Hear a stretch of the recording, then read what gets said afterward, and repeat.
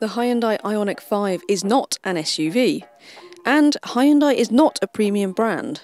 So why, you might wonder, would we put it up against this, the Mercedes EQA? It's a good question, that, but there are very valid reasons. After all, the Hyundai Ioniq 5 might not be a posh electric SUV like the Mercedes EQA, but it is still a really good family car and it costs a similar amount to the Mercedes. The entry-level Hyundai Ioniq 5 starts at well under £40,000, and for that you're getting a 58 kilowatt-hour battery with a range of 238 miles. But most people are probably going to go for more like what we have here, which is a car with 298 miles of range officially from a 73 kilowatt-hour battery, and that costs from around about £42,000 and up, which is not far off what you will pay for the £44,500 starting price on a Mercedes EQA 250. Not only that, but monthly PCP finance deals on the Mercedes are so good at the moment that you can actually get the high-powered four-wheel drive EQA 300 version for a similar monthly price to the more modestly powered mid-range Ioniq 5 variant that we have here. But the entry-level EQA 250 is still our favourite, since it gets a range of up to 263 miles from its 66.5 kilowatt-hour battery and offers a good balance of luxury and affordability. So yes, Hyundai may not be a premium brand like Mercedes, but you can't argue that it has made stratospheric leaps upwards in terms of its sort of brand cachet in the last few years. And I mean, look at this thing. There is no other Hyundai like it. In fact, to be honest, there's nothing else like it on the market. I absolutely love the styling of this thing. It's real kind of minimalist meets quite brutalist design, and something very retro about it too. I mean, those rear lights, I kind of want to play Tetris on them or something. They just look amazing. So I do think that Hyundai have done an incredible job on the styling of this. And anyway, if they're going to ask the sort of prices that they're asking for the Ioniq 5, then they are going to have to fight it out with brands like Mercedes. More than that, both of these are long-range pure electric family cars. So we are going to check out the practicality that they offer in just a minute. And before that, we're going to talk about the range and the charging, which is still the stuff that most people worry about when thinking about going electric for the first time. And before we even get there, don't forget to like the video and subscribe to the CarGurus UK YouTube channel and turn on your notifications so that you don't miss any of our awesome content. The Hyundai plugs in via a neat socket that's hidden in its rear light. It gets a Type 2 and a CCS socket, exactly the same as the Mercedes and almost every other new EV, which makes it compatible with the vast majority of public chargers. However, the Hyundai is one of the fastest charging electric cars on the market and can top up at speeds of up to 220 kilowatts. Provided you can find one of the 350 kilowatt ultra-rapid chargers required to get to that sort of charging speed, you will see an 80% charge in under 20 minutes, or a 100-mile top-up will take well under 10 minutes. The Mercedes can charge at all the same charges as the Hyundai, but its charging tops out at 100 kilowatts, so you're looking at 100 miles of range in more like 20 minutes, or an 80% battery in more like 30 minutes. Most owners will charge at home most of the time, and a standard 7 kilowatt home wall box will give you a full charge in under 11 hours for both of these cars. The Hyundai has definitely got one over on Mercedes for the charging speed then, and it's got to be said it is the more practical of the two cars as well. The styling can be a bit deceptive actually, that big hatchback look, but it is a big car. This car is 17 centimetres longer than the EQA. It's more like sort of Volkswagen ID4 sized. Not only that, it's only just over a centimetre lower, the roof height, than the EQA as well. The Hyundai also sits on a platform that's designed bespoke for electric powertrains, rather than the EQA, which sits on a modified version of the GLA's platform, and that means that you can get a much longer wheelbase in. That shows in the boot space, which at 540 litres is fairly enormous. On top of that, there's storage space under the bonnet that's ideal for stowing your charging cables. When it comes to rear passenger space, the Ioniq 5, it's not just better than the EQA, it's actually better than most other family SUVs. You have got masses of legroom in here and huge amounts of headroom, so even really tall passengers are going to be able to get properly comfy. You can also recline the seats, and you've even got this 3-pin plug down here to charge your laptops up. And this through space here, this is kind of characteristic of a bespoke electric platform. It means that even somebody sat in the middle is going to be pretty comfy. The Mercedes doesn't have storage under the bonnet, and its 340 litre boot is one of the smallest in the class, so you will struggle if you've got a big double buggy. Having said that, You do get 40-20-40 split seats, unlike the 60-40 split seats in the Hyundai. There's plenty of space for two 6-footers to sit comfortably in the back of the EQA as well, but there's no getting away from the fact that it has got less legroom and less headroom than the remarkably spacious Ioniq 5. The interior of the Mercedes is one reason why I think you might buy this car, because it is absolutely lovely in here. The blend of materials, the sort of precision build quality feel to everything, just the perceived quality is fantastic in here. I think it's better even than an Audi Q4 e-tron. I think this interior feels like it could come from, you know, 2 classes above and be absolutely kind of spot on still. So really lovely, really comfy. And of course you do get these two 10-inch screens as well, and the touchscreen here is one of the best in the class. Again, I think the touchpad control down here does take a bit of getting used to, but menus are fairly logical. You've even got two little touch sensitive pads up here which control this screen and this screen. Again, takes a bit of getting used to, but surprisingly easy actually. It doesn't take long, and then you can figure out where everything is. Graphics are fantastic. It is, I think, short of BMW, I think this is the best infotainment system in the class at the moment.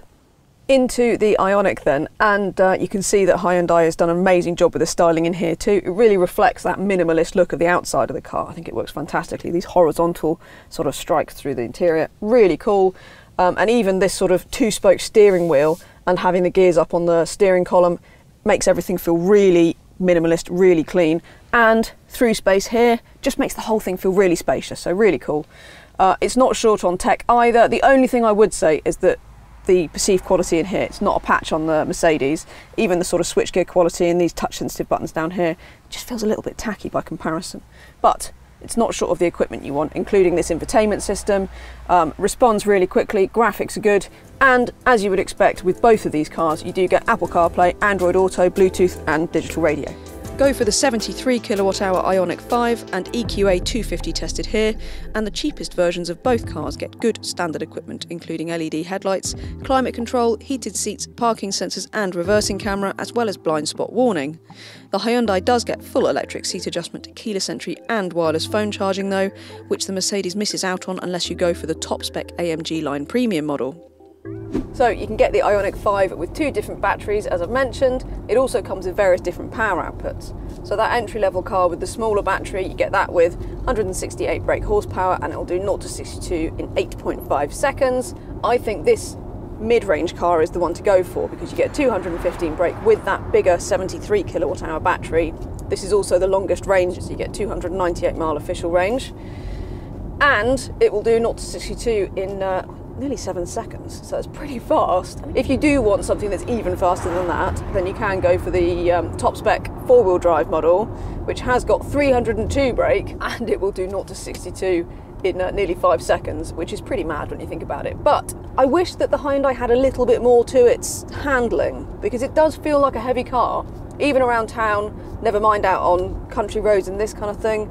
You can feel the weight of those batteries, and it does lean quite a lot in corners. The steering's very light. You could say the same thing of the EQA, it has to be said. That's also got quite light steering, but the Mercedes has definitely got just a bit more kind of texture to its steering and a bit more feedback. You feel a bit more connected. And not only that, you get a lot of body float as well. So I sound like I'm on a bit of a downer about the way this thing drives, don't I? And I'm not. It drives really nicely. Very neutral, very slick, very easy to drive. That's all fine, but the Mercedes has definitely got the sweeter handling. Both of these cars have got really good brake regeneration systems. You have an automatic mode, and because in the Hyundai you've got so many different modes which you can control via these paddles, including activating the auto mode, which uses the adaptive cruise function essentially to automatically brake harder if there's a car in front of you.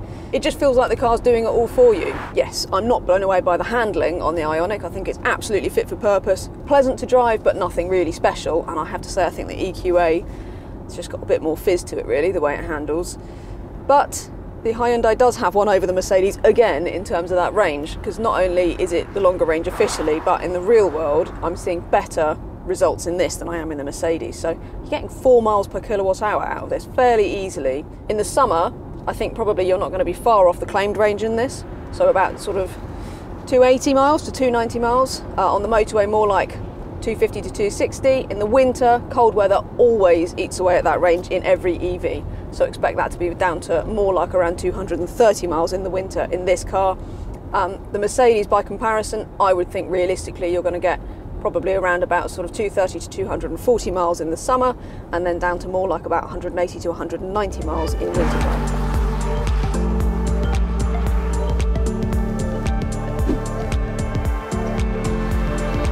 As with the Hyundai, the EQA is available with a variety of different power outputs. It's only got one battery in the Mercedes.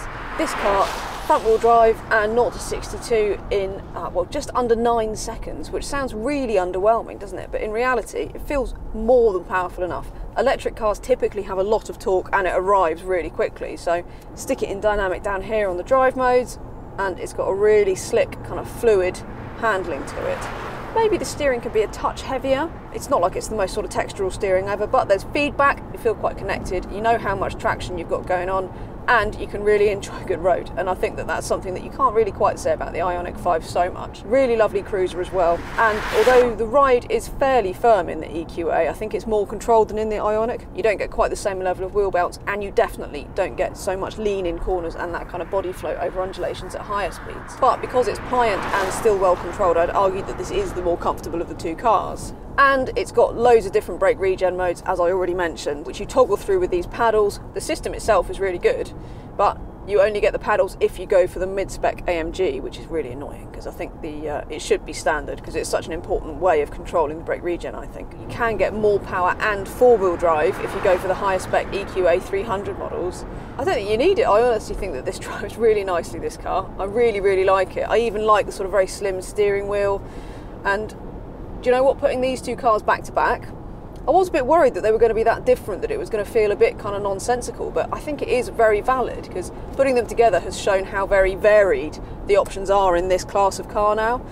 Similar amount of money, similar function when you look at the range, family EV status, but putting them back to back highlights exactly what they're good at. And with the Mercedes, it's very much in terms of that premium finish, best interior in the class, absolutely lovely, I think. Drives really nicely. It's definitely got an edge of sports SUV-ness to it, even in this entry-level model, that the Ioniq absolutely doesn't.